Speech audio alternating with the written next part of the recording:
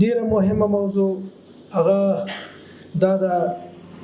امام بخاری رحمه الله په خپل کتاب کې اول حدیث راوړي چې انما الاعمال بالنیات دارمدار د اعمال په نیت باندې دي. نو که تاسو د خپل پیشه مخکې نه به تاسو خامخا اراده کړئ چې تاسو طب ته راتللی چې مونږ به دا دومره کلونه زیار وباسم تکلیف تېروم دا د دې دپاره چې د خپل مظلوم ملت ته خدمت وکړم. که دغه نیت سړي کمزوري دا بیا تجدید کړي اوس نه د دې اراده وکړي چې زه به د مظلوم ملت خدمت کوم او تبابت به دا به د دنیا دپاره به د ذرایع د دنیا د حصول دپاره به پیشه نه ګرځو هغه به ورسره طبیعي راځي او زه تاسو ته اطمینان درکوم دا دنیا به ته یو وخت د پښو ته رسي دومره به ډېری تاسو به چیرته ځئ دا مقصود نه ده. مقصود دا ده چې سړی الله راضي کړي او د الله رضا دپاره تاسو پیشه ډېره مقدسه پیشه ده او په افغانستان کې خلک دغه پیشې ته ډېر احترام لري په ډېر لوی احترام ته ګوري. نو غوښتنه مې یو دا ده چې تاسو ته اوږده موده یو مضمون لسته شوی دی چې هغه اخلاق طبابت نو د هغې هم بار بار تجدید وکړئ. تاسو یو جامع ته وړاندې کېږئ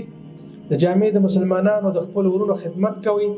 هغه خدمت دپاره ډېره مهمه او ډېره مهمه دا ده چې په داسې اخلاقو باندې وي په کار دا چې تاسو د خپل مظلوم ملت دا څوک چې ته راځي هغوی اول تسلي وکړي په ښو اخلاقو باندې هغه خوشحاله کوي نو نیم مرض به نه واخلي د هغې فامیل الحمدلله تاسو په داسې یو جامع کې او داسې یو ټولنه کې رالوی شوي یاستئ او هغې ته خدمت وړاندې کوئ د خدمت مصدر ګرځېږئ چې افغاني ټولنه د اسلامي ټولنه د مسلمانان دي د خپلو اسلامي ورونو بلکې ډاکټر سره به دا مطرح نه وي چې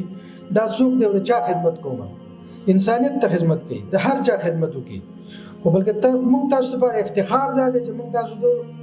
مسلمانانو خدمت کوو افغاني جامع کې د مسلمانانو خدمت کوو دا به غټ افتخار دی او د خوشحالۍ ځای دی چې رسول الله صلی الله علیه وسلم وایي که یو څوک یو مسلمان ورور ته سحر نه د هغه د مریضتیا پوښتنې ته بیمارپرسۍ ته ورشي تر ماښامه پورې د لپاره 80,000 فرشتې د مغفرت دعا کوي او که ماښام پوښتنې ته ورشي د سهار پورې 80,000 فرشتې د تر مغفرت دعا کوي. نو ته چې ډاکټر یې سهار کې ته ورځي او مریض ته ودرېږي او مریض ته وایي ستا طبیعت څنګه دی شپه دې څنګه تېره شوې ده اوس څنګه یې تکلیف دې ته څه دی زه دې څه خدمت وکړم دا په دې نیت باندې چې زما خدای ماله خوشحاله شي د رسول الله صلی الله علیه وسلم دغه حدیث موافق 80,000 فرشتې به بېګا پر تا ته مغفرت دعا کوي دا پیشه څونه مقدسه ده. ماښام که ته ورغلې مریض صاحب ته ودرېدې تر سهاره پورې به 80,000 فرشتې تا ته مغفرت دعا کوي. الله تعالی دې دغه سایج د تاسو مخکې ایستلې ده الله دې نه قبوله کړي تاسو ته د دې ازموینې نه وروسته الله هم کامیاب کړي ټول. په 313 ولسوالیو کې موږ د ولسوالۍ د سطحې چې هغه جیج عمومي اشرفخانې جوړو هغه که چېرته په دغه موږ وتوانېدلو الحمدلله اوس د ډېرو تدارکاتي مراحل توی شوي دي نږدې وخت کې موږ د هغې به انشاءالله افتتاحي شاهدان واوسېږو په هغې کې موږ ته لوی پرسونل د اتیاو نه پورته پرسونل موږ ته په هغې ضرورت دی په هغې کې مثلا متخصص ډاکټر دی 4 ډاکټران متخصص عمومي جراحي یو عمومي جراح همدارنګه عمومي داخله متخصص همدارنګه اطفال متخصص ولادي نسایي متخصص دا 4 متخصصین په هغې د هغې نه ایم ډي نرسان لوی پرسونل موږ ته په هره ولسوالۍ کې دې ضرورت دی او که دغه باندې موږ وتوانېدو انشاءالله توانېږو نو دې نه وروسته زموږ ستاسو هېوادوال د ډېر لوی کړاو نه خلاصېږي هغه دا چې اوس د یو معمولي تکلیف نه د غوږ د درد نه د غاښ د درد نه د بل نه یا د ولادي نسایي مسایل چې زموږ ستاسو فامیلي د مشکلات پیدا کېږي هغه که د ولسوالۍ نه یو مریض را روان کړي نو تر ولایته پورې تلف شوی خدای نخواسته که مرکز ته بیا لرې ده دا مشکلات بیا مونږ آینده دپاره اولیه او ثانوي خدمات مونږ په هغه ولسوالیو کې عرضه کېږي به په هغې کې تاسو ته ضرورت دی هغې کې ډېر لوی پرسونل ته زموږ ضرورت دی.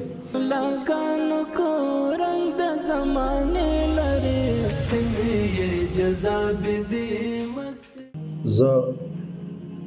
د ازموینې ملي ادارې د مشرتابه او ټولو مسؤلینو څخه د لوړ زده کړو وزارت او نورو اړوندو مسؤلینو څخه